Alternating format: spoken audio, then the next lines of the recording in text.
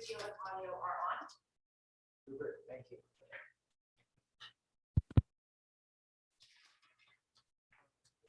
There you go, sir.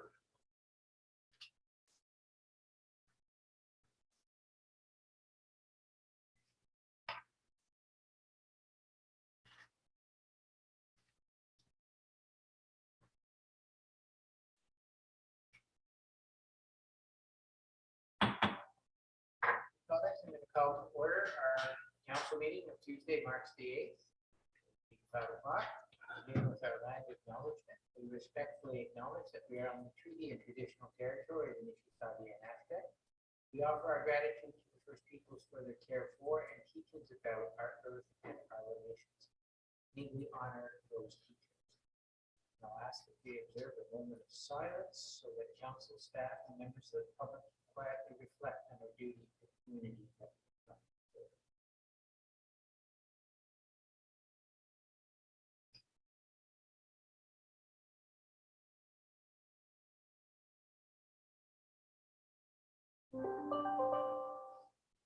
Thank you, everybody. I'd like to let members of the public, staff, presenters, and members of council be advised that meetings are broadcast and recorded and made available on the internet. Any declaration of pecuniary interest in the general nature thereof? Madam Clerk, please note that none were noted. We'll turn to our minutes of February the 22nd. Anybody want to? Yes?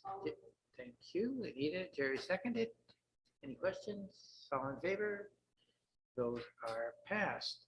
We'll move to our deputations, and our first deputation is Chris Kwolek from the city of Peterborough and Christy Nash from a Rising Collective, and they're going to talk to the community well-being plan update. And there's the technology. They're both on screen. Welcome. Thank you.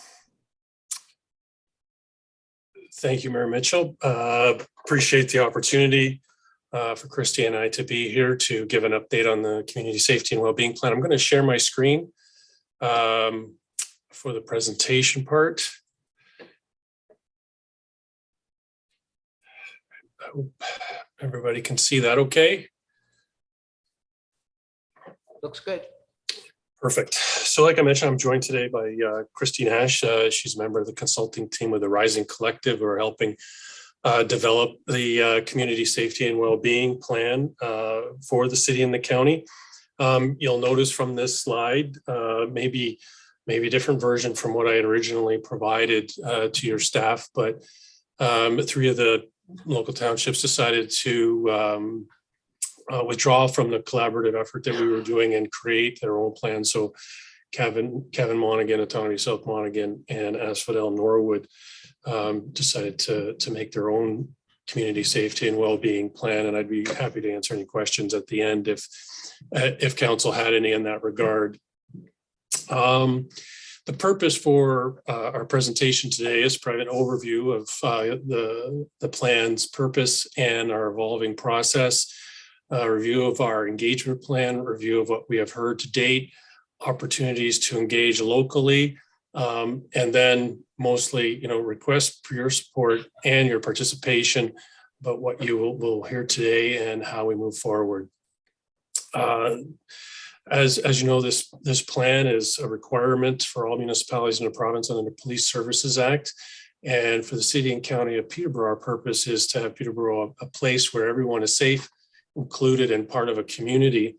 Our desired change is to working together in new ways to address safety and well-being issues through programs and services are available to all residents in the city and the county. We have an advisory committee. You have a representative on this advisory committee, and we have a cross-sectoral representation from various programs and services related to the activities of the plan. The values and guiding principles that we're working to follow are to align with other plans so that we're enhancing the work that's already being done, looking at it differently, and not duplicating. And we're striving for equity, participation of those with lived experience.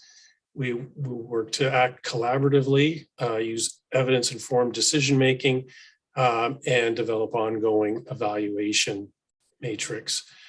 Through the work that we've done so far, these priority risk factors are the ones that have emerged that we have focused our attention on.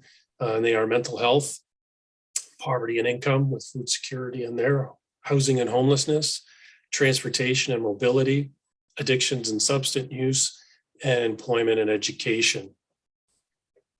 We are at the stage now in the process where we are identifying strategies, meeting with groups like yourselves, but also focus groups that we've held, working and meeting with police service boards to identify these strategies. And we'll be setting those measurable outcomes and ongoing implementation strategy where we monitor the data and our progress. As I mentioned, we're working on the community engagement component of the plan right now, and working into April and May, be creating the plan. It is our full intention that we will have a completed draft community safety and well-being plan in front of the sitting councils in advance of the municipal elections, with an implementation plan to follow. I'll turn it over now to Christy to discuss the things that we've heard so far and how we're moving forward.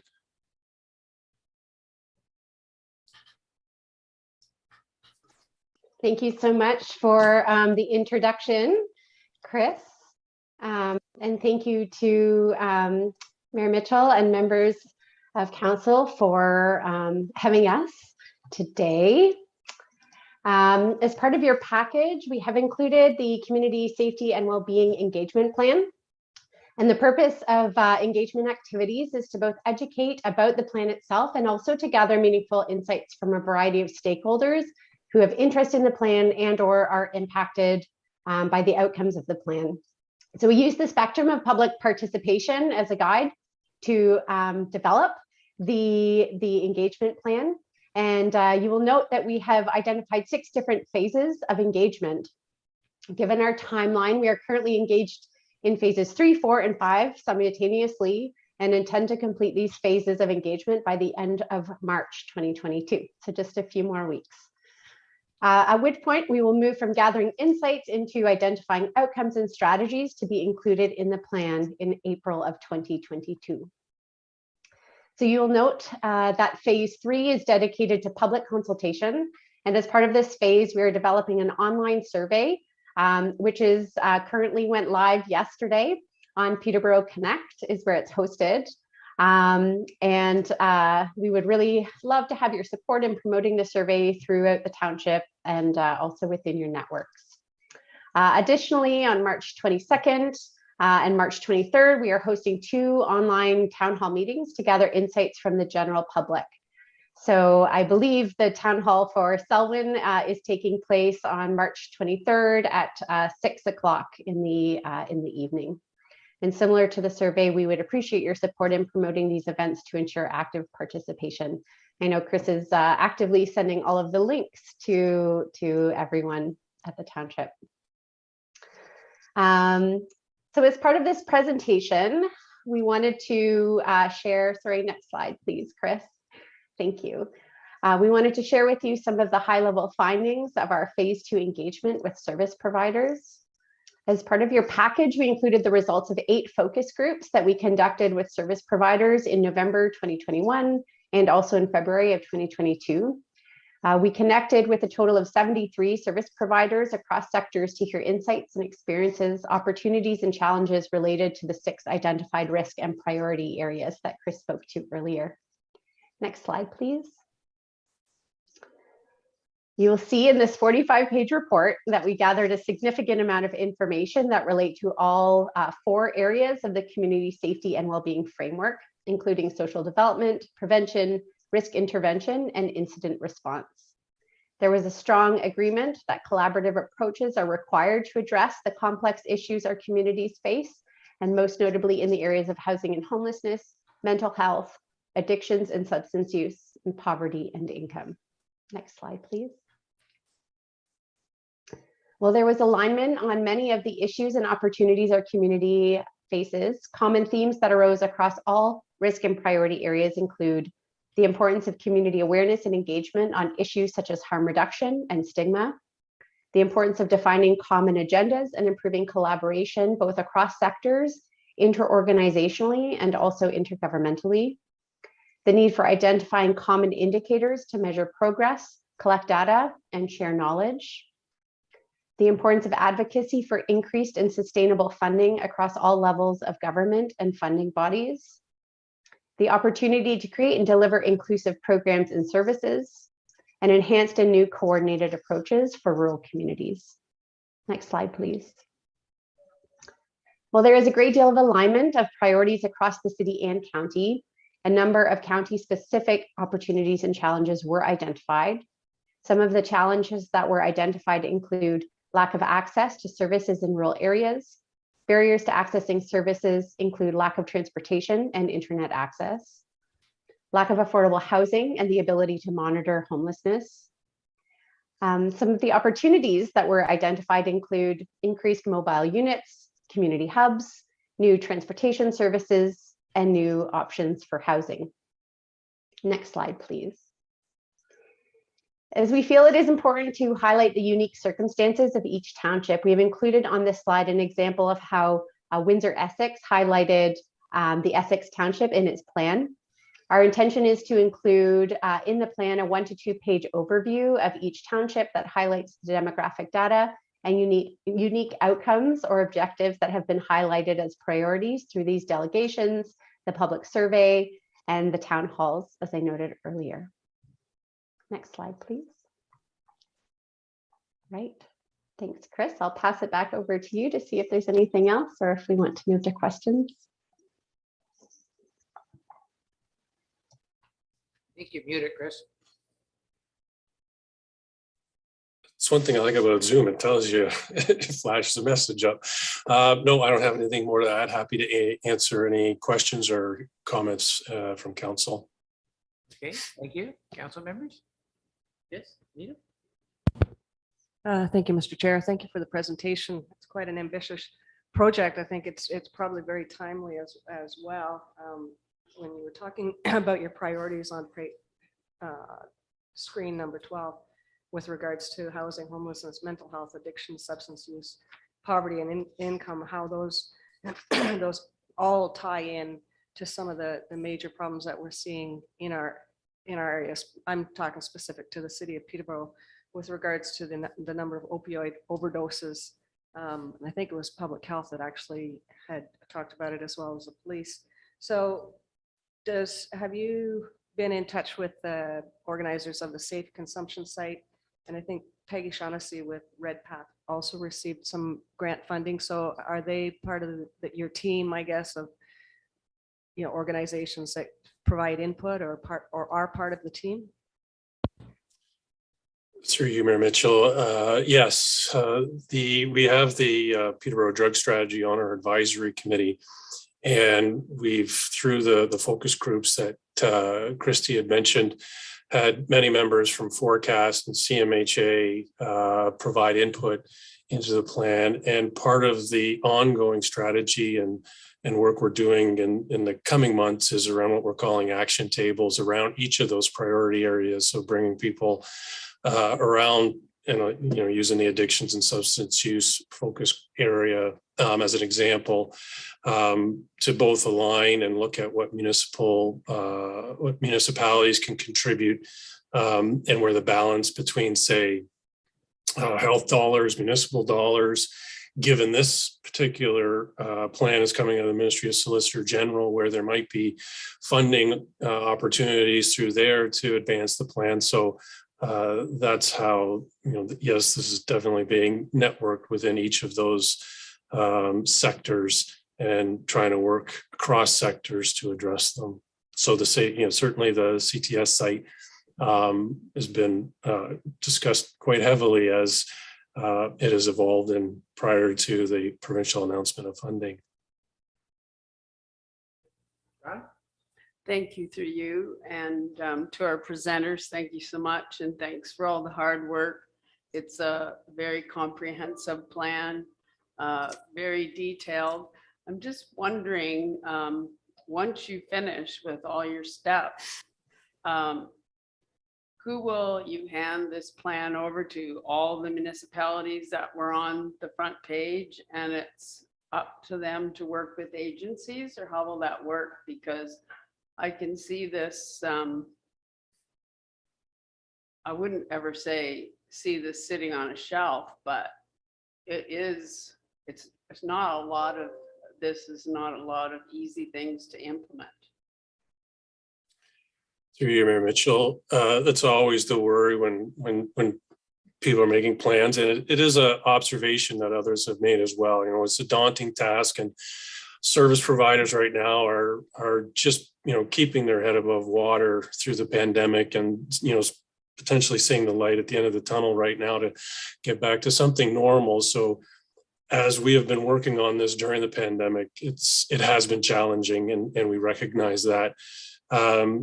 Each council needs to adopt a community safety and well-being plan. So other than the three that are making their own, each of the councils, this plan will be in front of you before the municipal election for you to adopt.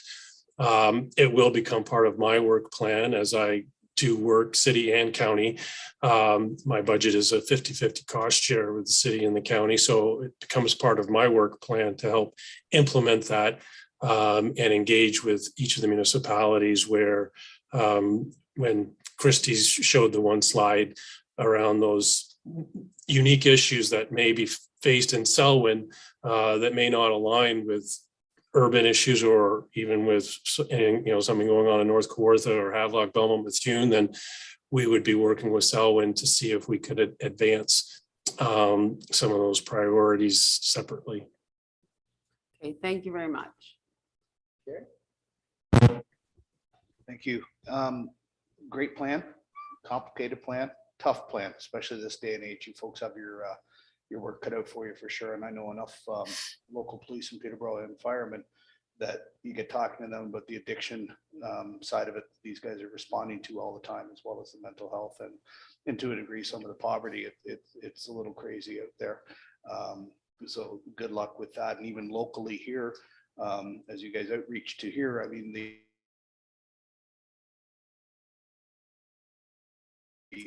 Bridge North Food Bank for the usage there. So yeah, it's scary times all over the place. So I wish you guys the best. Thank you, Jerry.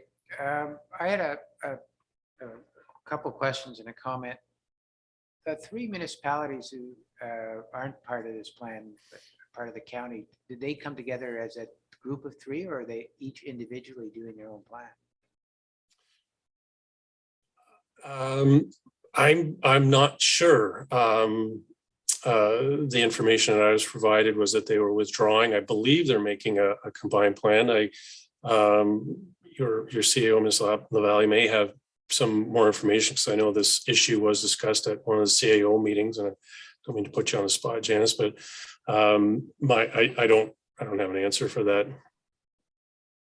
Okay, because it seems to have divided along lines of provincial boundaries in terms of MPP boundaries, right? So the ones that were part of MPP Smith stayed in one group, and those that for MPP Piccini and Scott went into another. But anyways, okay, I was just curious about that. As part of, and I may have missed it because my eyes are really starting to go, but on that chart where you listed all the little boxes with all the partners, I couldn't see Trent or Fleming as participating in this process. They're a big part of our community. They bring a lot of people into our community, employ a lot of people. They have a really significant impact on housing in our community. And I'm just curious as to, did I miss it, or are they not part of this? On the education side, we do have both school boards, but Trent and Fleming were not on the advisory committee. However, they are fully engaged in the employment and education, that factor, that risk factor that we've identified. And Fleming is leading the charge on that action table in that area. And we'd be bringing Trent, both school boards, into that discussion They were also participated in the focus groups, a number of representatives from each of those institutions in November and in February that Christy had mentioned. Because there's as Jerry mentioned and others have mentioned, it's a very complex task. But fundamentally, we got to make sure that people have a roof over their head and food in their stomach and the ability to get employed. And those three things, I think, and they do come out in your report, but I suspect you're going to hear a lot about those three things as you engage with the public.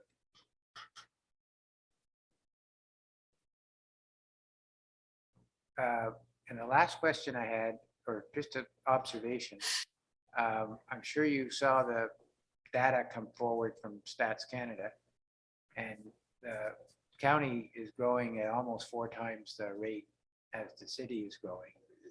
That has got lots of positives to it, but it also creates challenges that you're going to have to deal with in your plan. So I'm sure that folks have taken note of that demographic information, and we'll be getting, as even before your report is published, we'll get more and more updates on various components as they release different parts of it. So I suspect you'll be trying to take advantage of that data coming in. Absolutely. And it's, it's going to be through discussions like this. We had one of your police service board members, they joined, we met with the Douro-Dummer Police Services Board yesterday, and he had quite a lot of information to contribute.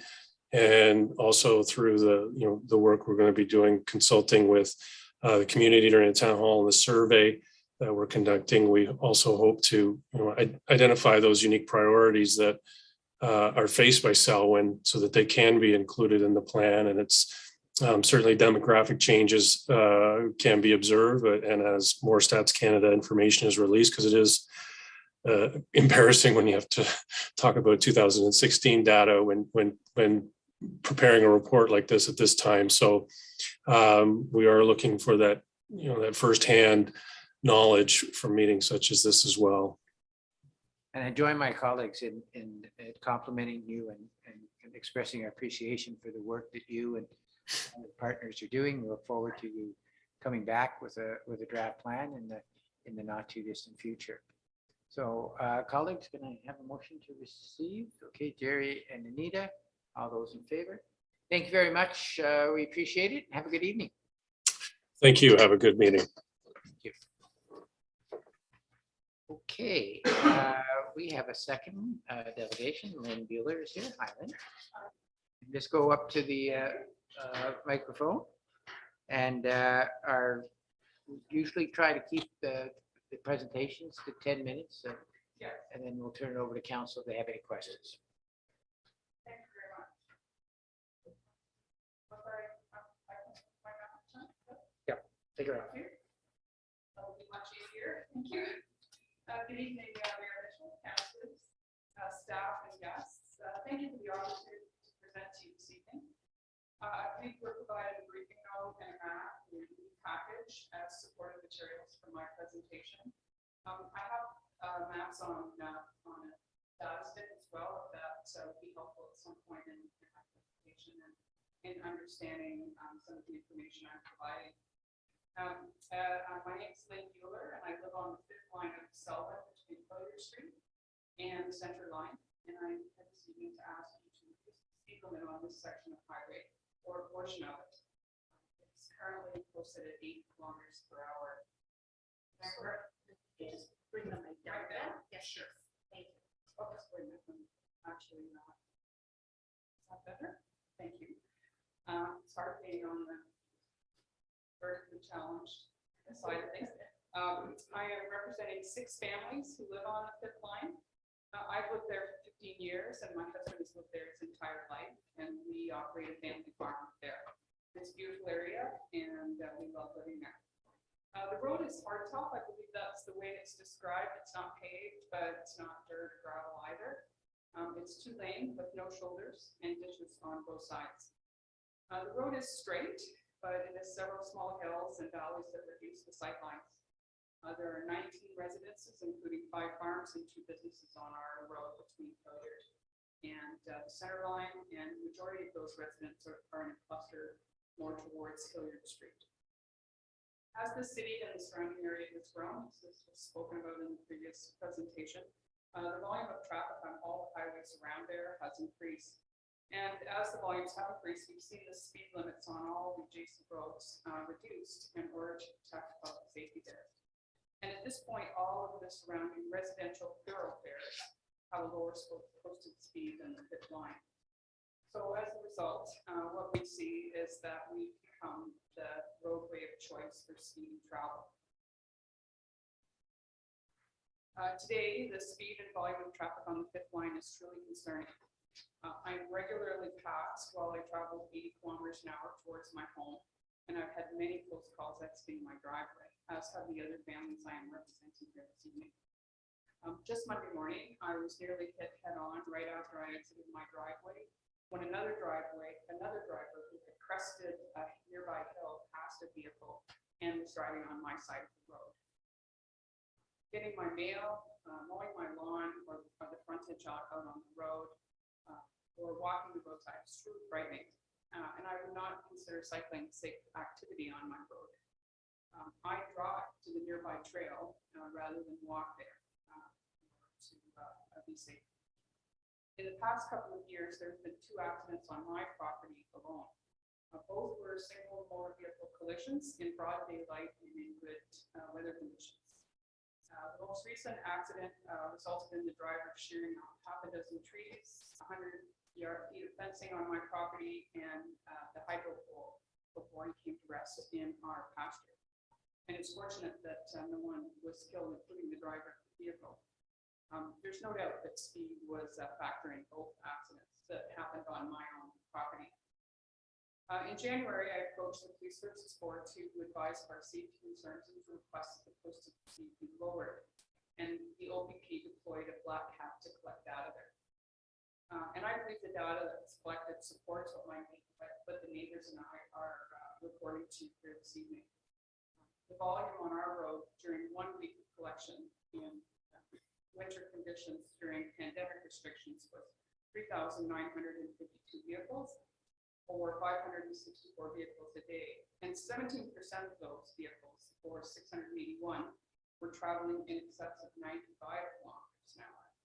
Now, we're not aware of how many vehicles were traveling between 80 and 95. And while speeding is a concern, it's not our primary concern. We're not here to ask for enforcement or to complain about speeding. Our primary concern is that even the posted speed of 80 kilometers an hour is too high for safe travel on this road.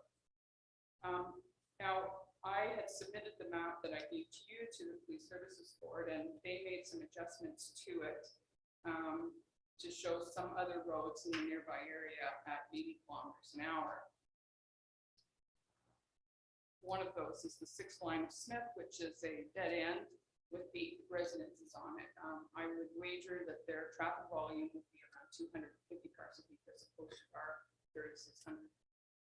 7th line is 80 kilometers per section, but it actually becomes a 50 kilometer an hour zone where the residents happen closer to Bridge North. And it's not a thoroughfare because of the layout of the road. It actually takes you backwards and puts you on the other side of Bridge North rather than putting you out into closer to the Peterborough area where the Lindsay Highway.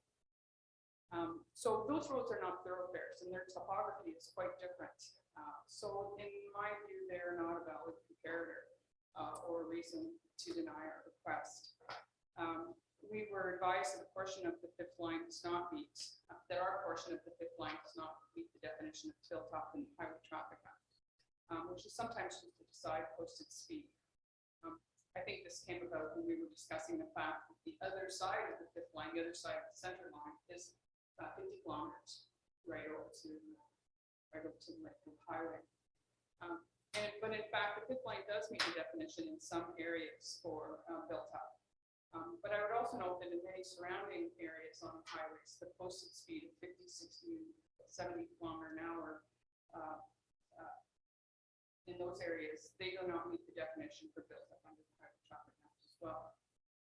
portions of the center line, Schmon Road, between outside of Peterborough and Bridge North and County Road 18, for instance, sections do not meet the definition of built up. So it appears that this isn't the only consideration, for which we're grateful, and I hope that it means that you'll also consider our request. I believe based on the reply I received from the Police Service Board that they use the engineering approach to consider posted speed. And that's based on the notation that they made around the 80th percentile. But the engineering approach has some flaws. It assumes that motorists are aware of and select the safest speed. And I think if you travel the road lately, you would probably know that drivers don't always choose the safest speed. That's a flawed assumption. It also assumes that drivers are good at accounting for the externalities of their driving, which has also been proven to be untrue. So some municipalities use the engineering approach as their basis, but then they take other things into account, such as access, lane width, road alignment, sight lines, driver behavior, and other factors that impact safety. And this is what we're asking you to consider with our approach. In weighing the benefits and drawbacks of reducing the posted speed, I can think of only one drawback. It reduces the speed of mobility. And so there may be some who are frustrated by a lower speed when they want a speed route through my section of the line. But there are many benefits to reducing the posted speed, and they're all well researched. Reduced speeds mean fewer crashes, fewer injuries and death, and better quality of life for residents. And we just want what our neighbors on adjacent roads and even the other portion of the fifth line have. And we're asking you as our elected representatives to please reduce the speed so our kids can safely await the school bus on the roadside, so we can collect our mail, mow our frontage, take the garbage out, and exit our driveway safely. Thank you very much for your time this evening and for the opportunity to meet with you. And thank you also for your work. Thank you, Lynn. Tanya, I think you have a report or person. Okay, well, I was going to just do Tanya's Yeah, report we'll first. do and her then I was gonna report turn it over first. to Council. Sure, thank you. So just as Lynn had mentioned, her request did come to the Police Services Board in late January of this year. And the board, prior to the meeting, did deploy the Black Cat. And I won't repeat what Lynn already noted, but it was deployed from January 7th to the 17th. And she is correct, there was almost 4,000 vehicles that were analyzed during that time. I will note, just based on Lynn's comment, the Black Cat recorded vehicles driving between 86 and 90 kilometers an hour in that 2-week period. There were, between the 8th and the 17th, there was 79 vehicles that drove within that 86 to 90 range. The board looked at the road, looked at the topography of the road, looked at the definition of built up, and through that determined that a reduced speed limit was not necessary for the fifth line. I did, as you can see in my report, I did review a comparison of the fifth line going east of center line and the fifth line going west, which is the area that Mrs. Bueller speaks of. And in terms of built up area, the east side of fifth line certainly meets that criteria with a much denser population of homes in a shorter span of distance versus the west side. So based on consultation as well with the manager of public works and the OPP, the board did decide that it was not necessary at this point to reduce the speed limit. I did note to correspondence back to Mrs. Bueller that the board and the OPP was willing to continue to monitor this road to determine if anything else would be needed. That could include, that wasn't discussed, but that could include additional deployment of the Black Cat, perhaps for several months to determine if more data collected can gather some traffic trends and see if there's a change in decision at that point. Basically just wanted to summarize the report that the board did review it and determined that the reduced speed was not warranted for the west side of center line on Fifth. And Donna, you are our representative on the Police Services Board. I am. Thank you very much. And thank you so much for your presentation, and you put a lot of work into it. And as a representative of the Police Services Board, I would be happy to suggest to council that we take this issue back to the board and have another look at it. Like Tanya said, put the black cat out in late spring, maybe mid-July, to see what traffic counts and speeds are there when we have tourists in the area. We also are going to be ordering shortly a speed awareness board. So maybe the fifth line might be the first place that we put our speed awareness board. It won't be there forever because we have to move it around the municipality, but that will show you exactly the speeds that people are going right at the actual time. And I think it would be, if you had the time and the willingness to do your actual presentation to our Police Services Board. When is our next one, Tanya? Is it April? April 24th. April 24th, usually at 1 o'clock. And we never have delegations, so we'd be very happy to have one. So I would recommend to council that we have another look at that and try some of these other things. We still do have the issue of the built up areas and the Highway Traffic Act, but we might find that this is an anomaly, and we do know that putting the speed limit down to 50 is not going to necessarily solve your problem either, but we can try some of these other things, and hopefully we could help you in some way. Donna, So- you're making a motion to refer it back to the Police Services Yes, Board. and that hopefully Ms. Bueller would do that same presentation to the Police Services Board. I'd be more than pleased to. Okay, so you could just contact Tanya and she would get you set up for that. So Anita's going to second that, and Jerry's got a comment. Through you. Thanks, Lynn, for your presentation. You say you've been there for 15 years. Why now are you coming forward? I think that I've been retired now for 2 years, so I am sort of, I'm more aware of the issues. I'm on the, when I was working, I would leave at 5 o'clock in the morning and I would come home at 7 p.m. at night, and I maybe wasn't as aware.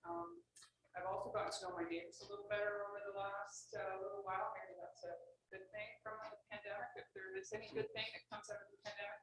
We've had some discussions, and I had the accident on my property where I was quite shocked by how much the speed that had been traveled to do the damage on my property was quite concerning, and so those things have all kind of contributed to a decision to come forward and represent the neighbors. I have the time to represent the neighbors as well. I think I'm the only retired one. I have quite a bit of experience in understanding speeds and things like that as well. So people will sometimes ask, is it just me or is this busy? And I have a pretty good understanding of that. And that's kind of what I'm leading towards here, where I'll be perfectly clear, and I think council's aware of this, staff as well. I hate Lawrence speed limits. I really, really do. I think it's a hindrance, and I think an angry driver, as you and I spoke of last night or earlier, the Selwyn Road, they fixed the road, and then they half-ass it. They fixed the road, and then they lowered the speed limit. And people are getting angry and passing and all this stuff. So because of your past professional background, you are more attuned to traffic speeds than a regular Joe, where, the cars are going by at 100 miles an hour. Well, they really are. The ladders were banging around on the truck and they were doing 40. So I'm stunned at the number of cars that go through there. I would never have thought it was that much, because I don't use it that much myself. So what speed do you suggest you would like to recommend? What speed do you want, I guess is the question. I'm not looking for, to refer back to tanks, that it is more built up at the other side of the good line. However, we do also have a fair number of residences closer to Hilliard and we do meet the definition of built up closer That's it. there. And so I might just put on the table either here to the police services board that perhaps a portion of the roadway needs other consideration. And I know in some places the speed is reduced to 70 or 60. Each 10 kilometers an hour you reduce speed, you reduce injuries and crashes. That's the bottom line in terms of the data. And I also say reply to your comments about angry drivers. My experience tells me that the vast majority of drivers follow the speed limit that's posted and understand what the expectations are. And there are times when they don't, but mostly people do. People are a little angrier right now than they usually are. I think everyone's patience is a little slim, but generally I find that people do follow posted speeds, and if there's an opportunity to drive 80, they take that opportunity. And if the road's posted 70 or 60, then they drive according to that posted speed. I mean, these stats for January, 3,900, what's that going to go? 4,000, 5,000, obviously 4. I'm going to go 6,000 cars now a week. I mean, they're certainly going to go up. So I would support that motion that you go before the police services board. But I also think it's important for Councillor Ballantyne to, and I'll speak to her after the meeting, that your professional background, I think, needs to be stated at the police board as well, that you may know what you're talking about. Thank you. Oh, okay, so you speak to the motion, yes? I just want to make a comment as well. Thank you. I think you're bringing up very legitimate concerns, like Jerry pointed out. It was 1 week in January, almost 4,000 vehicles. I can imagine that the number is very much higher when the weather is nice and maybe people are on vacation or whatever. So I mean, 1 week in January of 4,000 vehicles, I can see that number being a whole lot higher. I know there's, you talk about just lowering the speed limit on a portion of the road. Now just up the road here, we do have a section where it's gone from 80 down to 70. So and there's not a huge number of houses in that section where the speed limit has been brought down. We also know that Lily Lake Road has portions of it where the speed limit has been lowered for a portion, as well as Woodland. So what I find sometimes with these traffic studies, now we did use the Black Cat for this particular one, but in the past when there's been traffic studies, in a lot of cases, it's bean counters sitting in a little cubicle in Toronto with their computer generated models without actual having boots on the ground kind of thing. So I sometimes really question the findings of particular traffic studies. And I think you sort of, touched on in your presentation a little bit about the traffic studies, or however it was the definition of Highway Traffic Act and things like that. But I think your concerns are really legitimate. And I think you definitely should speak to the police services board. And as Jerry points out, talk about your pedigree. Thank you very much. And Lynn, thank you for coming. And I think there's a consensus on council that's important to try to make sure that we have a safe environment out there and a quality of life.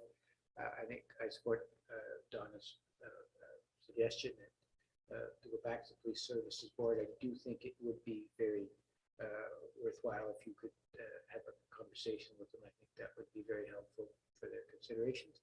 And so I will call the vote. In favor, that is carried. Thank you very much. And Thank you so much. Thank you for the opportunity. Thank you.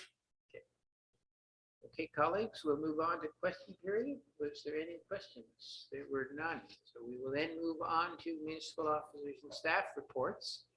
And Pear is back with volume 2 of his comments on the official plan. Thank you, Your Worship.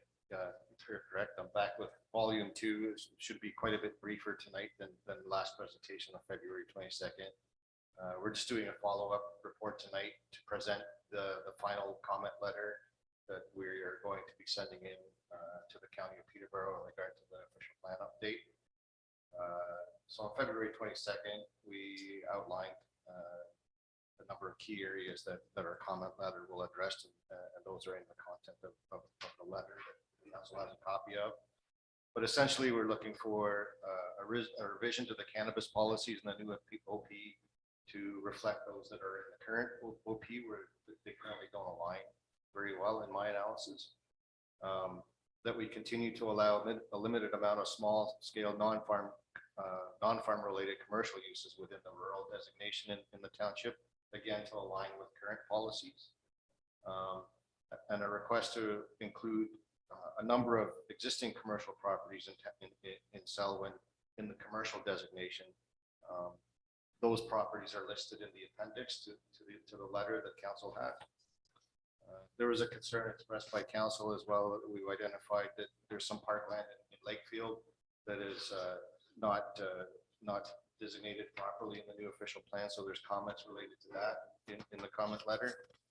And also some within the highway commercial designation that we expand the definition to include some additional rural office type uses. So those comments are also included in our comment letter to the county. Council has specifically expressed a couple of key areas of additional concern at last council meeting. One of those being that council would like to see the updates to the official plan designations be presented to the public during the public open houses. Feedback from the county planning department was that this may not be possible due to just timing constraints of getting those maps prepared and ready for the open houses, which start shortly this month. Forgive me, I don't remember the exact date, but they're about mid-month. They're going to start with those open houses. So they suggested it would likely be more feasible to have a list, or our list, and any other lists that are prepared by other local municipalities included as part of the open houses rather than actually have them on the mapping.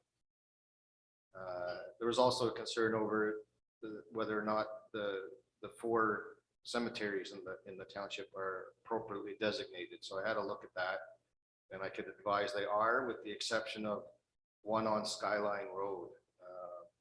It's proposed to be a waterfront residential designation, so we requested through the official plan comment letter that the designation be changed to rural in this case, because the rural designation does allow for cemeteries.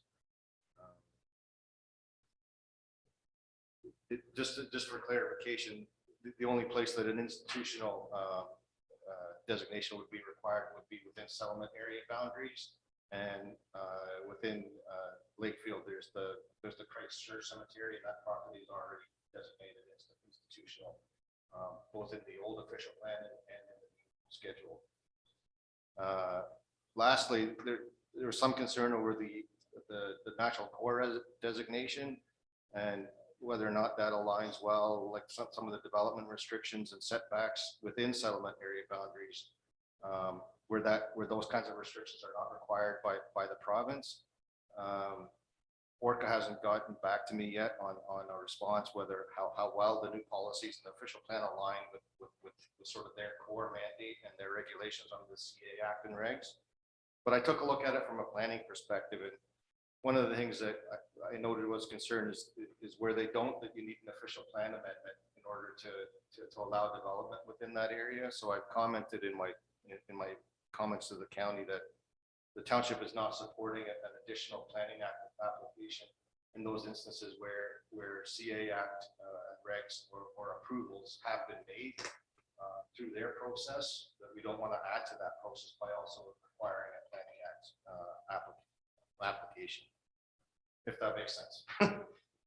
Hopefully I made myself clear there. I hope I kind of rambled on a little bit, but also a copy of the letter will be circulated to MPP Dave Smith as per council comments at last meeting.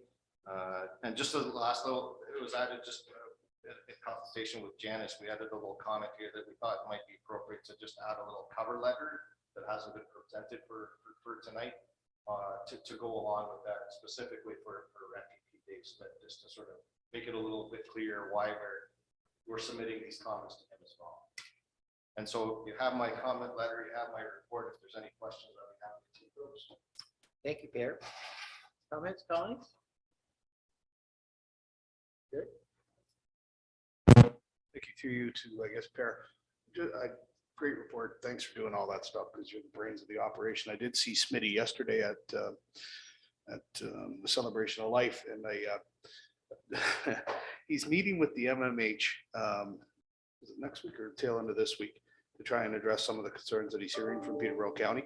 And then I also voiced my concerns and my thoughts on this whole rag, if you will.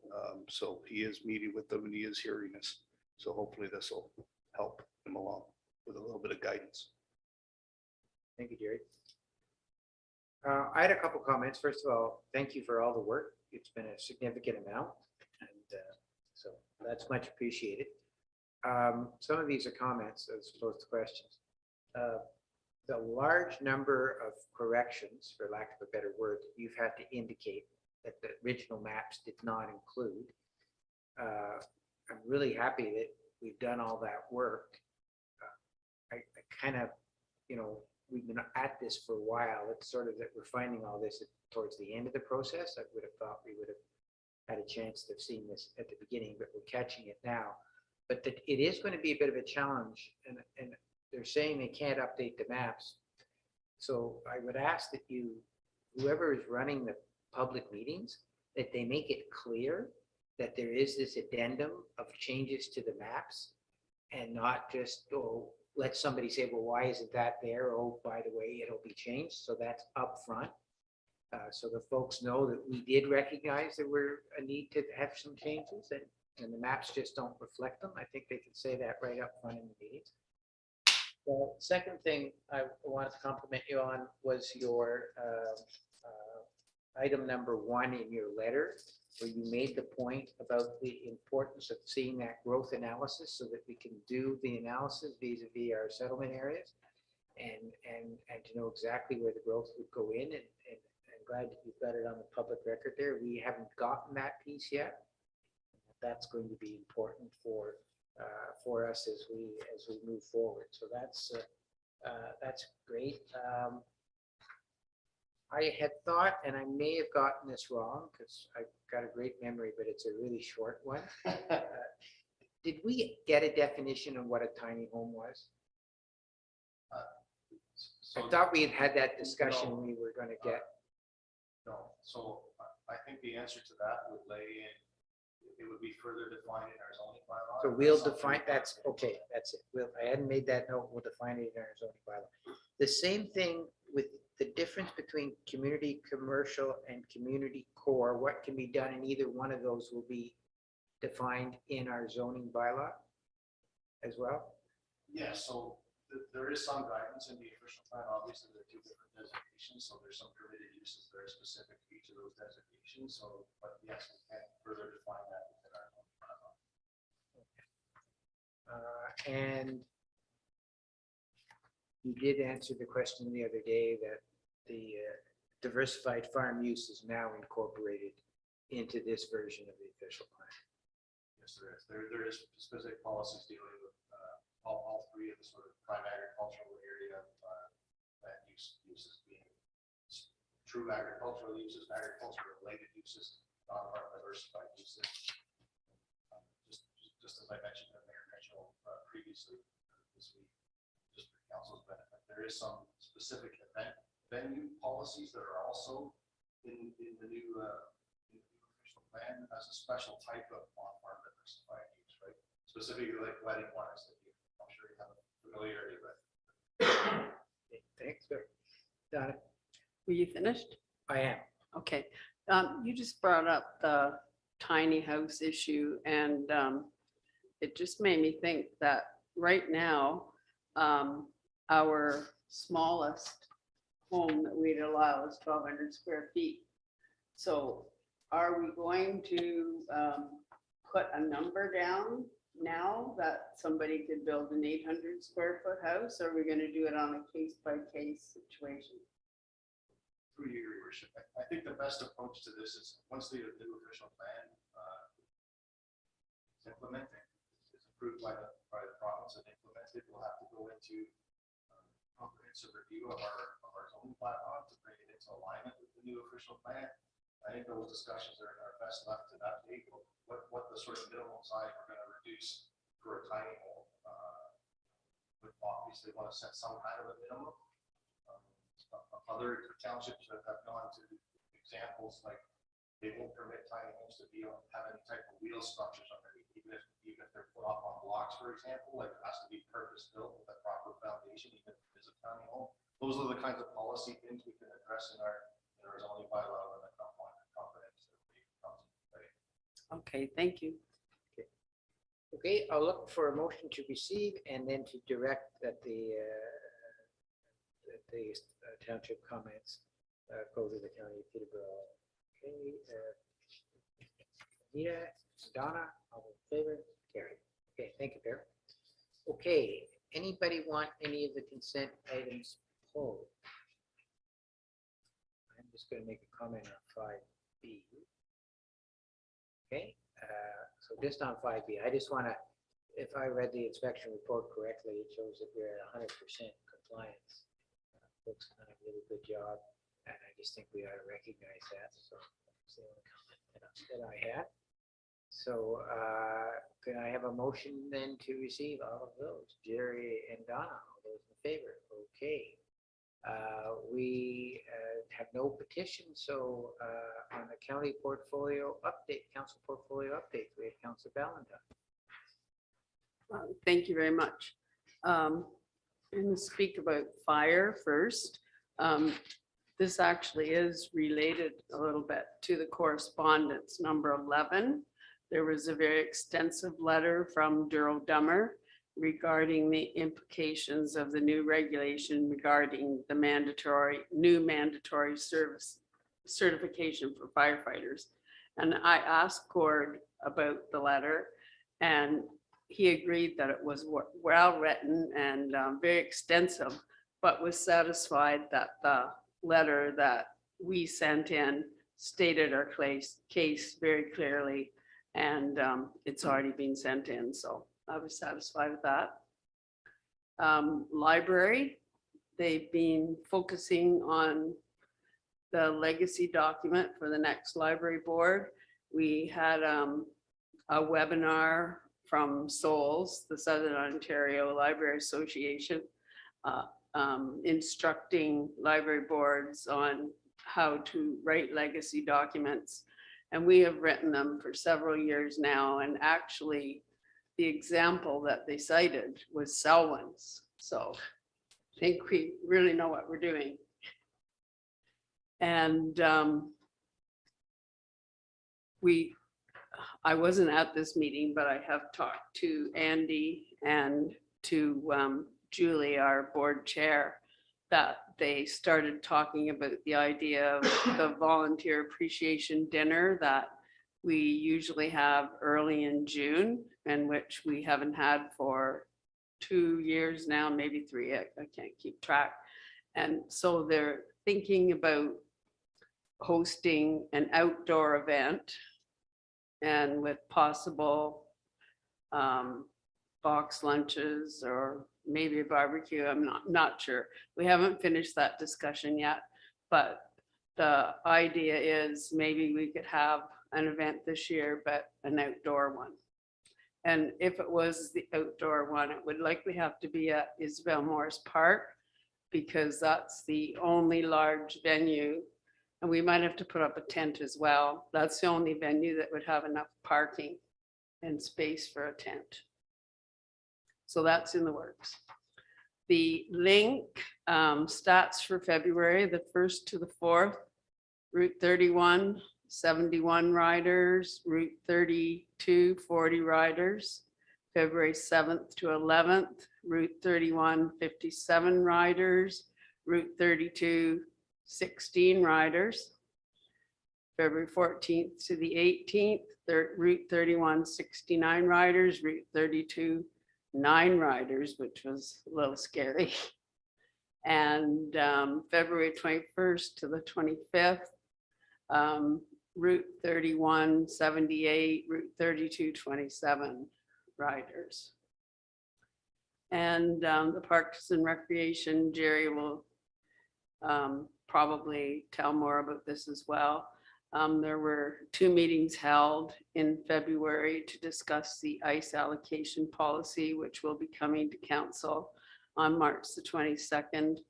And I can tell you that it's still a very controversial issue regarding many of the adult leagues that have played for 40 to 50 years, concerns that their times could be displaced. And Jerry and I are working at trying to come up with some sort of a reasonable solution to that, whatever reasonable is. And Police Services Board, no new meetings since January. Thank you, Don. Jerry? Thank you. I have no idea what the word reasonable means anymore because I spent an hour and a half at a meeting regarding that one word reasonable. With my friend Tanya. Public Works, they're dealing with they got the hot dogs that steam in the culverts. I can go for some steamed hot dogs now that I think about it. So getting rid of the water issues, and now they're patching up roads because that weather's just been awful on the roads. Potholes are creating quickly. I know even at my office down in Peterborough, all of a sudden there's a pothole there today that never was. As far as the Park and Rec goes, the arenas are filling up nicely as we get into the tail end, but we're still holding our own. Again, this ice allotment thing is taking a lot of Mike's time. And as Donna said, we are meeting with a couple of people tomorrow to just go over this before it does come to council. The PrAC committee has been, they are the most engaged committee I've ever sat on in my life. They are engaged and focused on the task at hand. But Donna's correct. This is going to be controversial, and we got to get it right. So we'll have something good for you when it does come to council. Thank you, Mr. Chair. Just a couple of things. Obviously, the heritage designation of 2080 Chemong Road, which we passed in our consent items. So thank you very much for that.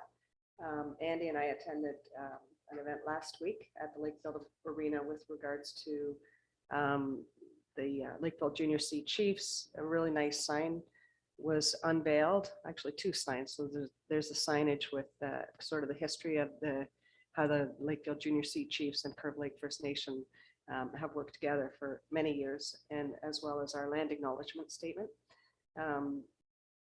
The Curve Lake First Nation Deputy Chief Jeff Jacobs gave a really nice speech prior to the puck drop, as well as our mayor also gave a very nice speech, and it was overall just a really nice event. And so if you have a chance, go down and take a look at the sign at the Lakeville Smith Community Center. Thank you. Just a couple of things. I had the opportunity to talk about the firefighters issue with our MPP and try to describe some of our concerns to Mr. Smith as well. He sounded like he was hearing from a number of different folks about it. So I think everybody's making their points, and I think that the most significant point was that the time frame was way too short to try to deal with it. So hopefully something will come from that. But I'm sure most of you have seen that the county has been dealing with its development bylaw and its transportation master plan. And things that's come out of that is that the removal of the bypass, what's known as Bridgefork bypass, transportation master plan has been done. The investments will be made on Ward Street. That's the plan. And the the renovations and upgrades to the causeway continue. However, the longer term plan of going to 4 lanes has been taken out of the plan. I had a chance to attend the city's waste management open house and hear what their plans are. As you all know, from a public health perspective, there were a number of changes that were done on March 1st that have changed that have affected our operation. And that's the extent of my report. And with that, I will take us to any other new or unfinished business that anybody wants to bring up. I don't see any. So we have the bylaw for 2080 Shamong Road. We have the merger agreement, and we have a transfer payment agreement. And Anita will move of those. Jerry will second those, and those are all carried. A confirming bylaw, that would be Donna and Anita. All in favor, those are carried. And adjournment, Jerry and Anita, all in favor. We are adjourned. Thank you, council. Thank you, staff.